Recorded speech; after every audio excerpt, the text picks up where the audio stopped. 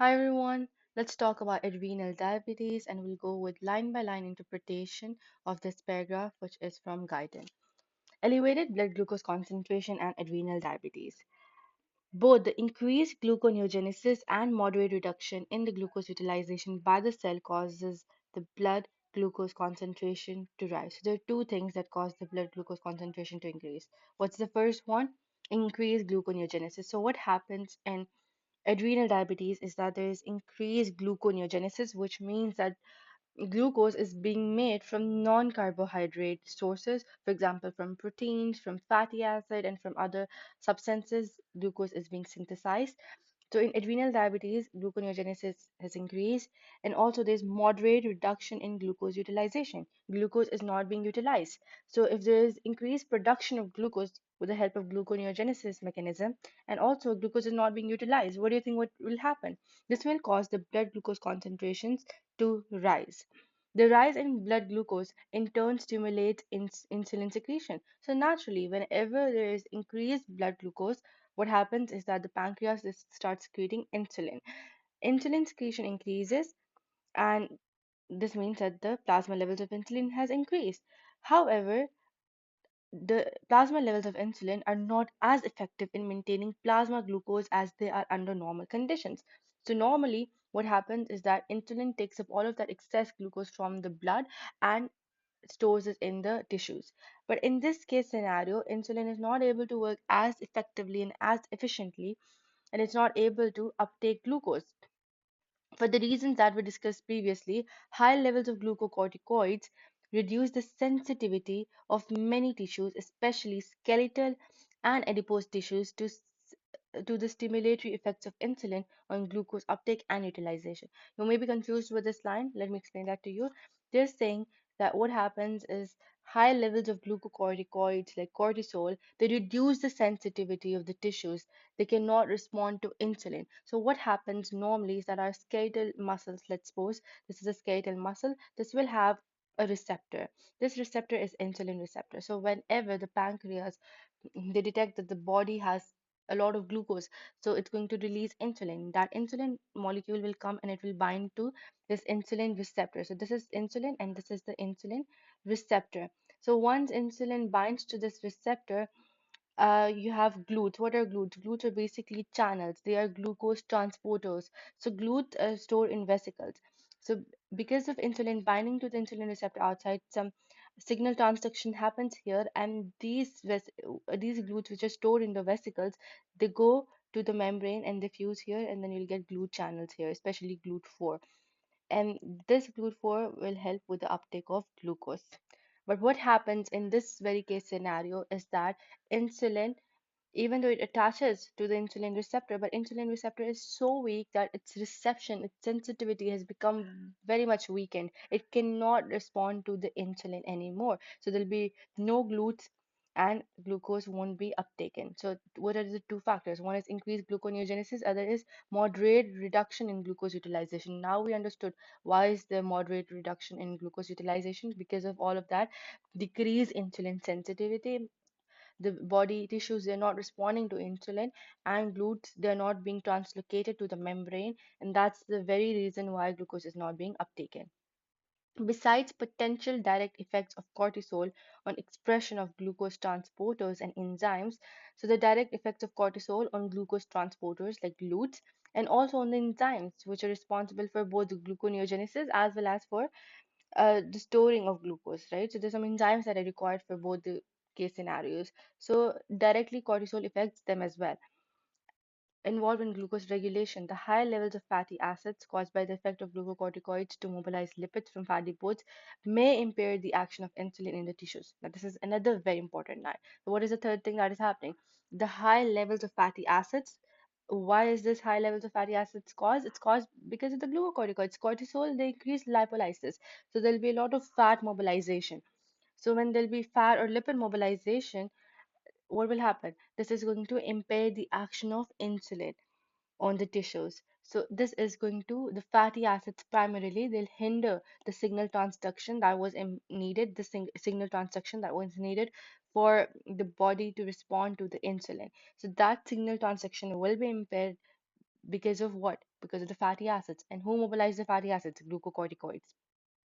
In this way, excess secretion of glucocorticoids produce disturbance of carbohydrate metabolism, similar to those found in patients with excess levels of growth hormones. It's a similar case scenario as that of whatever happens when there's excess of growth hormones.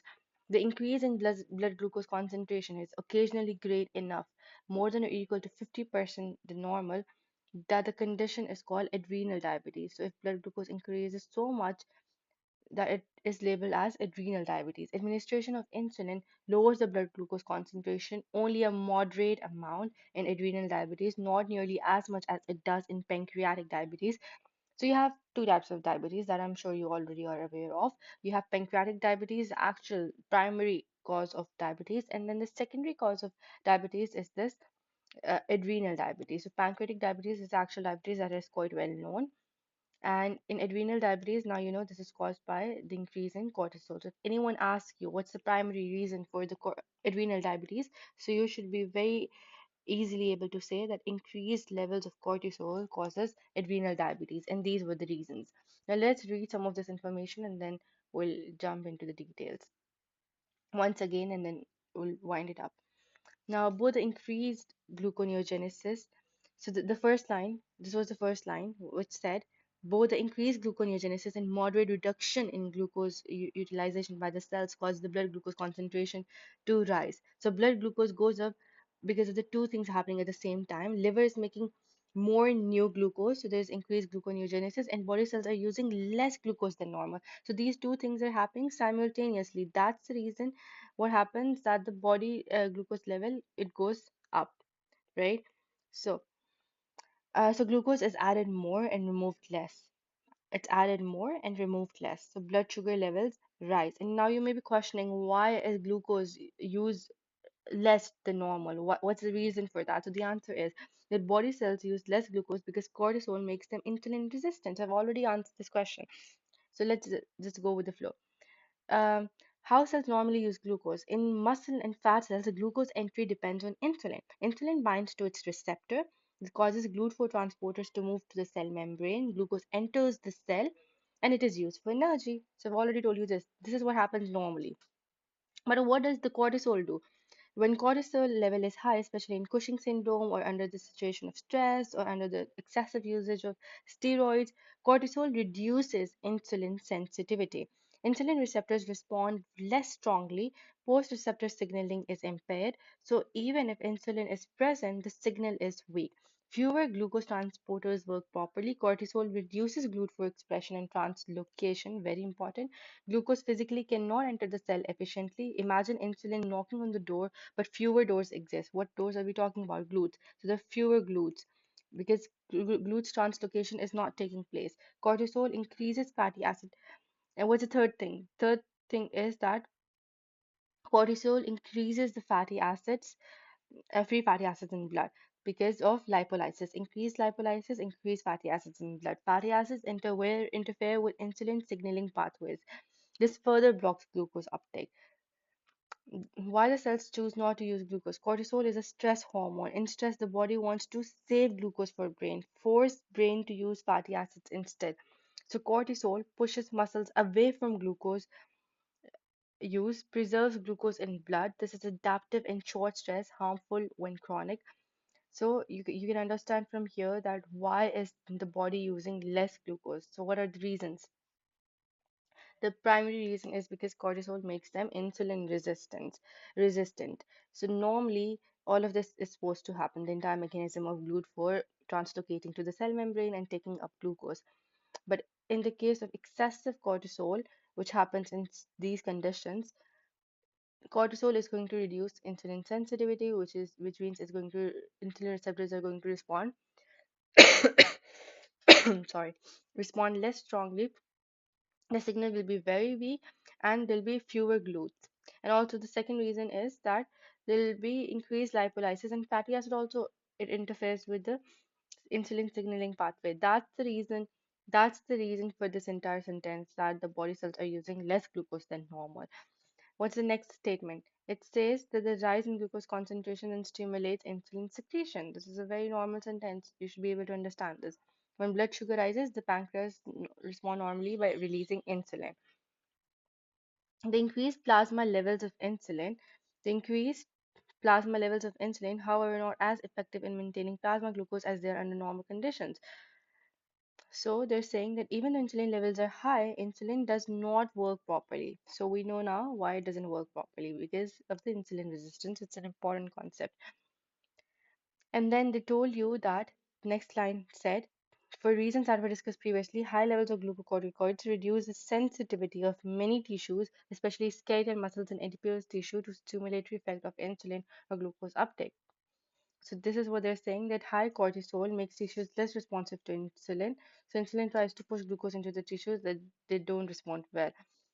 And yeah, then I don't think there's a further need to read all of those statements which are coming forward. If you want, you can just stop the video and read it for yourself. But I've already explained the paragraph. Now, very important, students might get confused between the adrenal diabetes and the pancreatic diabetes, especially the diabetes mellitus type 2. So let's look at the differences between the two.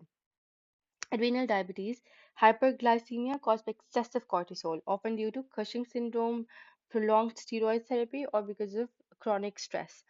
Now, cortisol increases blood glucose by increasing gluconeogenesis, decreasing glucose uptake. So there's increased gluconeogenesis and there's decreased glucose uptake because of the insulin resistance.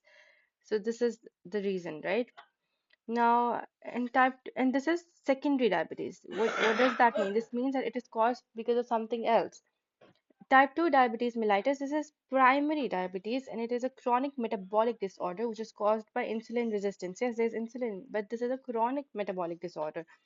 And the causes are usually genetic, lifestyle habits, and yeah, both involve insulin resistance. Both can present with high blood sugar and sometimes similar symptoms, but there are differences as well. This is adrenal diabetes, this is type 2 diabetes, which is pancreatic diabetes. This is caused by excess cortisol, so this is secondary reason. And type 2 diabetes is multifactorial. It's caused by insulin resistance and insulin deficiency, also relative insulin deficiency. Adrenal diabetes, its onset is often sudden if Cushing's develop quickly, and type 2 diabetes, it develops over years. And when you talk about treatment, actually, let me just change the format of this text because it, yes, better. Yeah, so they're saying that the treatment, underlying cortisol, excess glucose. So for the treatment for adrenal diabetes is that you have to treat the underlying cause, which is excess cortisol. So you need to decrease the cortisol and also you can use the glucose lowering drugs. For type 2 diabetes, lifestyle changes, oral hypoglycemics, and sometimes insulin is the treatment. Adrenal diabetes, it can be reversed, and type 2 diabetes, it is usually chronic or progressive. So, yeah, that's pretty much about it. And is there anything else that we missed and that was important? This is a very important summary. So, this is something that you need to read. Cortisol causes high sugar because of the three reasons. So, just learn these if you're not even if you're not able to learn every sentence, it's fine. Just know these three reasons. That's more than enough. The first is make the liver produce more glucose, so gluconeogenesis is taking place, preventing muscles and fat from using glucose. Why? Because of insulin resistance. And the third thing is that it's also causing insulin resistance because of fatty acids. How is that? Because it is preventing the signal transduction. So that's pretty much it. This was quite a detailed video because I spent a little too much time reading this, but I hope I'm clear.